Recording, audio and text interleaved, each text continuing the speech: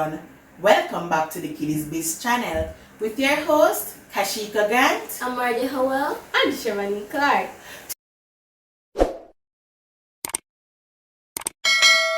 Today we're joined by a very special guest, Miss Viviene Ramsay, who will be telling us a bit about herself and her accomplishments.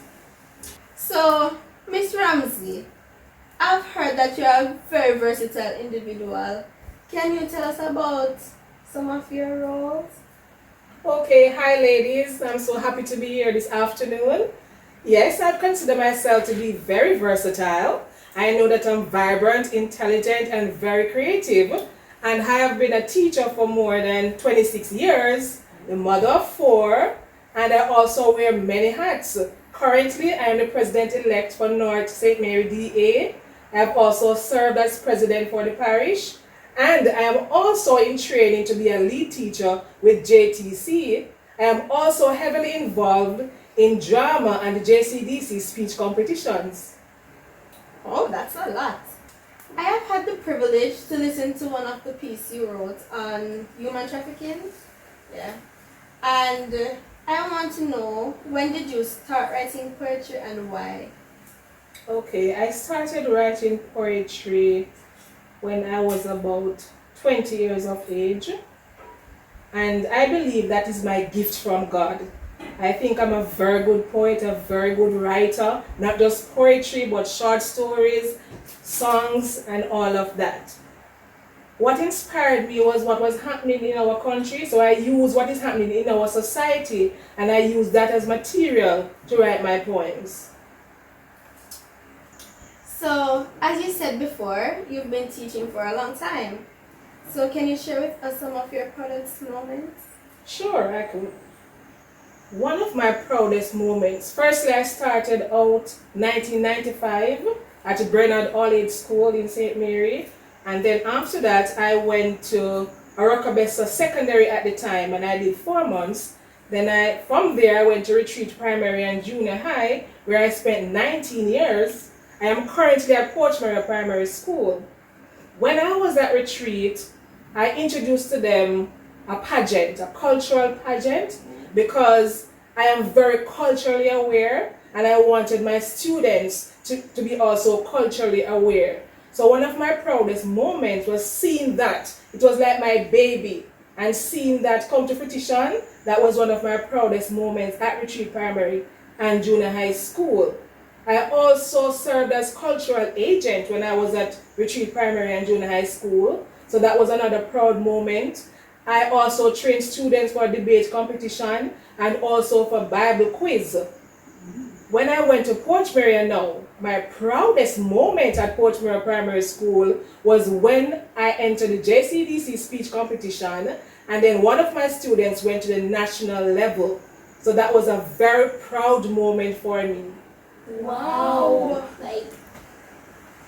So, as we all know, the COVID-19 pandemic has reconstructed our norm. So, I'm going to ask you the million-dollar question. Which do you prefer, face-to-face learning or virtual learning? Okay, so my answer could not be just black and white, either or either. Both of them have their advantages and disadvantages. But based on my own situation as is, I prefer online. So without the internet challenges that the students are having or the device challenges, I would prefer online. To me, online lends itself to be more versatile. So the activities that you would give the students, I think online is more suited to the type of activities that I like to give my students. So I prefer online. Okay. If you had the opportunity to change, implement, or improve something related to education, what would it be? Very interesting question. Well, my answer would be to make drama the center of every subject. Okay? I am an advocate for the teaching of drama. I think it should be taught as a discrete subject. And that is what I would change about the education system. I believe that drama has the ability to help students to master content in every single subject area, whether in basic, infant, primary, high, university level, any level. So that is what I would change or implement to make drama the center of the education system. I believe so too. I agree. I agree as well. Miss Ramsay, you are a strong, vibrant woman that I really admire. I've seen mention of a surgery that you have to do. Can you share with us what has led to your ailment? Sure, no problem.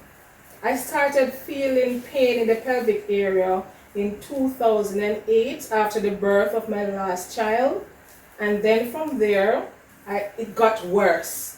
So I went and I did x-rays. At the time I did not do any MRI until 2019 when I did a MRI. At the time the MRI said that I had spinal canal stenosis.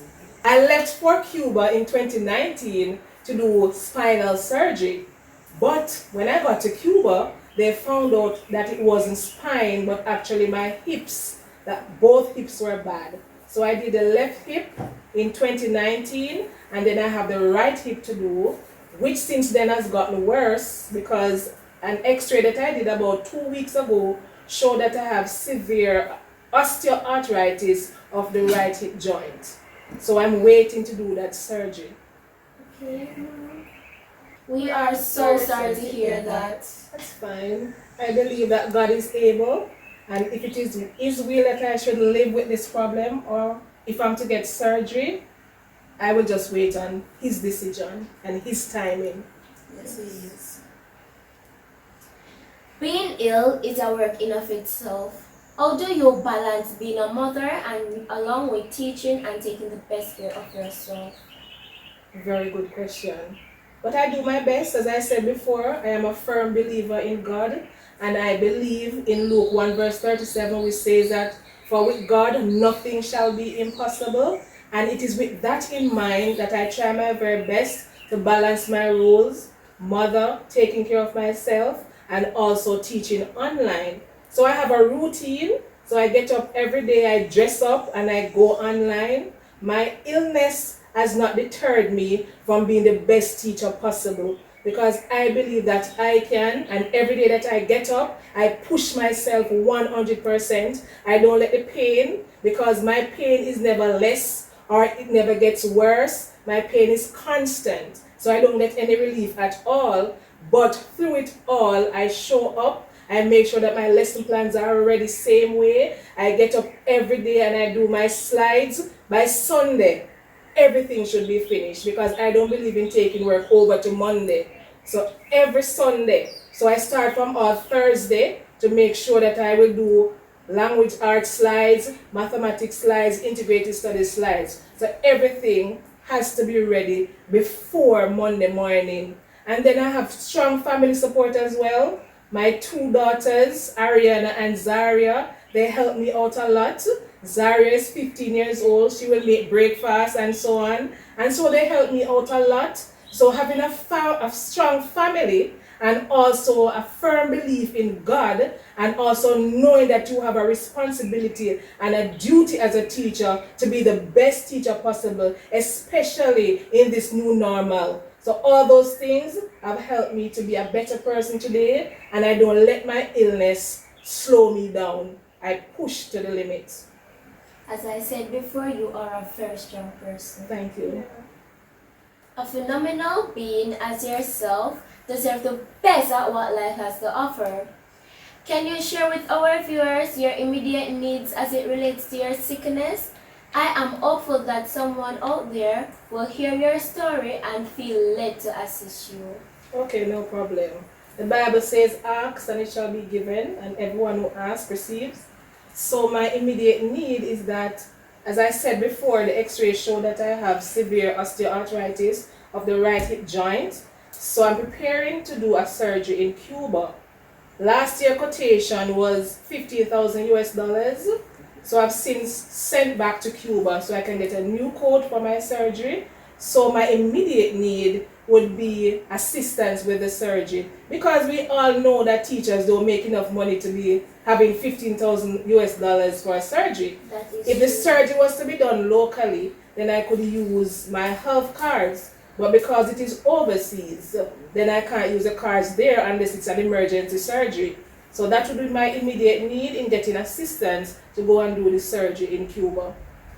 I understand. I understand as well. Okay. To our viewers, I'm asking you to assist Miss Ramsay with anything you have. It will be appreciated. Thank you. Miss Ramsay, I've been following your Facebook page for your charity, the Care and Compassionate Movement of the Port Maria Primary. I discovered that this idea was born during an integrated studies lesson. Can you expound or tell us a bit more about this? Sure. I'm very passionate about this charity. At the time, we were looking at groups or organizations that cater to the basic and other needs of the less fortunate. So we were looking at groups like Food for the Poor, we were looking at Red Cross and other organizations. So, being the dynamic teacher that I am, I asked my students to come up with their own groups. So they came up with the names of their groups, they came up with the objectives, slogans and everything, and then we came now together and we selected one group name, and then we put the objectives and the slogans together. So that is how it came about, the Care and Compassionate Movement of Port Maria Primary School. Since December of last year, we have been giving back to 12 elderly persons in the school community. I must give it to you. You're a very wonderful teacher and you have great kids. Thank Very you. well. Yes, I really like this. So, could you tell us about some of the objectives of this program? Okay, sure. So we say that we want to change lives or impact lives one project at a time. So for now, we give like care packages of toiletries and food items, but we have plans to extend the program because since December and we have been going around and we have seen the needs of these elderly persons and we really need others to come on board and assist us. Another objective of the program as well is that I wanted to show my students that they have to give back. Okay, I want them to grow with that idea that no matter what you have, and I know COVID-19 would have seen some parents losing their jobs or being laid off, but I want the students to understand that through all of this, you can find a way to give back. If it is even one tissue, one tin mackerel, one sardine, you can give back. And when they grow with that idea in the back of their minds, then they will become charitable human beings, they'll become charitable adults, and then this will continue because let's face it, we all need somebody sometime to lend a helping hand. I agree. I really like this movement. Thank you. How well is this initiative supported? Like, are the parents and students on board? Or have you forged any partnerships to help and support this initiative? Well, my colleagues at Port Maria Primary School, they have come on board and they have been donating items.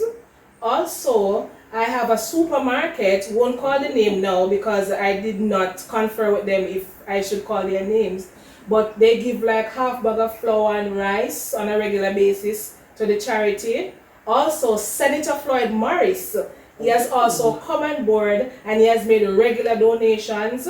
We are in the process, or we want to register the charity so people overseas can come on board and help us because we want to extend to the needy parents and students in the school community. So we need persons to come on board and to help us to change lives one project at a time.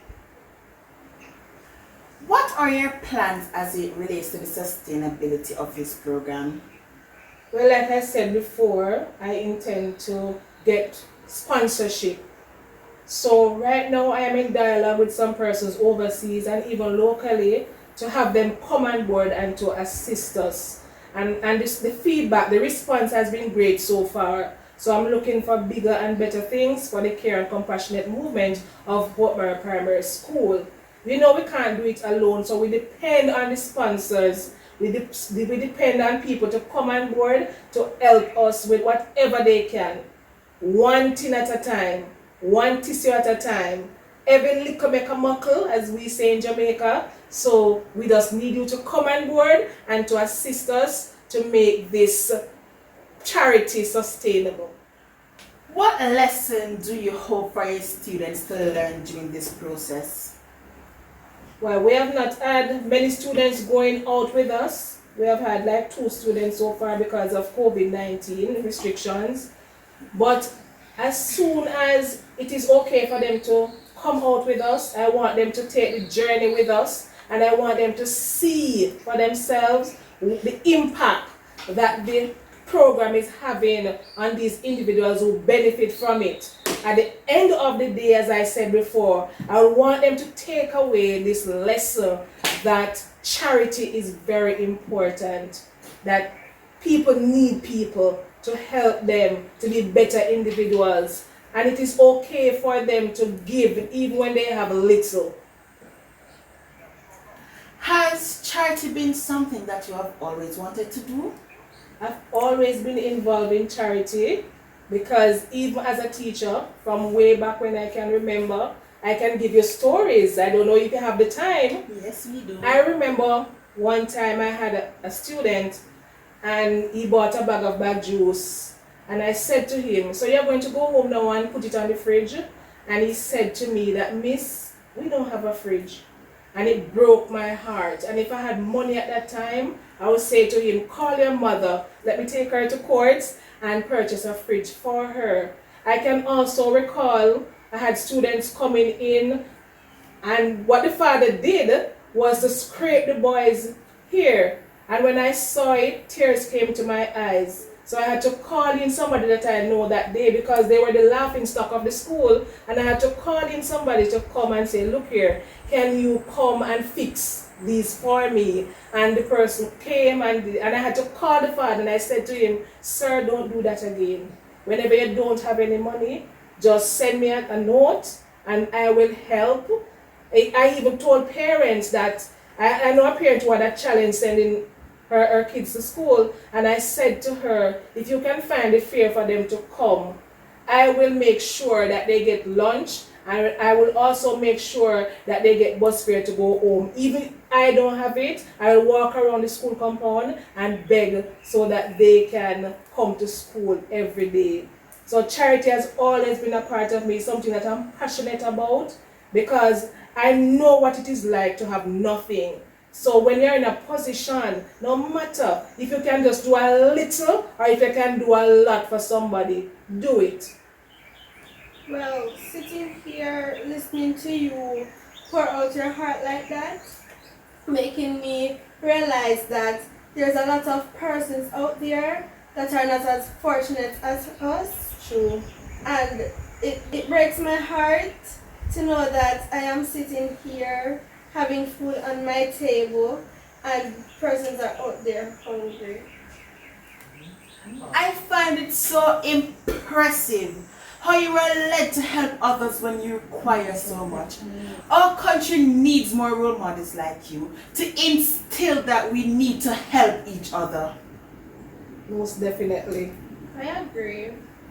Miss Ramsay, on a lighter note, can you share with us one of your cultural pieces? Sure. And this one I'm very passionate about. It is what is happening now. And I strongly believe that as a country and as law-abiding citizens, we need to take back our country. So this one is called Cry No Tears. Cry no tears for a country that has no shame. Weep instead for the innocent lives that it has claimed. The names of our innocent brothers and sisters we will never erase, and we continue to sing a mournful song in this place. We will light a candle and keep a glimmer of hope. We will smile through the tears, trying to find a way to cope. The blood of the innocent we will cry out in the night. Yes, we will keep hope alive. We will fight. The fatherless children and those made orphans by crime and violence, they will find a voice and rise up there will be no more silence. Justice will be sought and justice will prevail, or there will be an eye for an eye as the guilty begins to wail. Fear will no longer rule or cripple this nation. The guilty will finally get a taste of their own portion, and as the last one falls to the ground in agony, there will be no pity. No pity for the one that lives to tell the story. A nation has woken from its sleep. The people are tired to mourn, tired to weep. This message is loud and clear for one and all. No more blood, no more innocent among us will ever fall. This is our country, and the mayhem must cease. We will bring the guilty to justice and make them weak in their knees. We will have the power if we learn to unite. No more will grief and despair be our plight.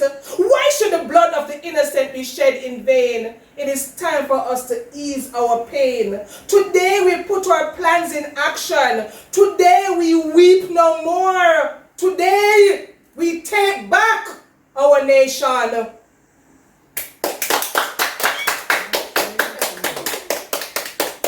Wonderfully said.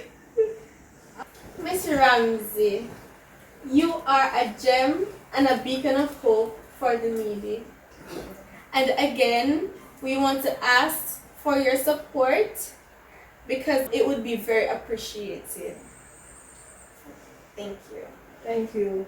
And I want to say to all three of you, excellent initiative. Keep at it, and you don't know where this can lead. Okay? And I want you to grow to be beautiful, intelligent young ladies just as you are now. And just remember that the sky is your limit, and the only thing that you have to fear is fear itself. So I wish you all the best in your YouTube channel. Thank you. You're welcome.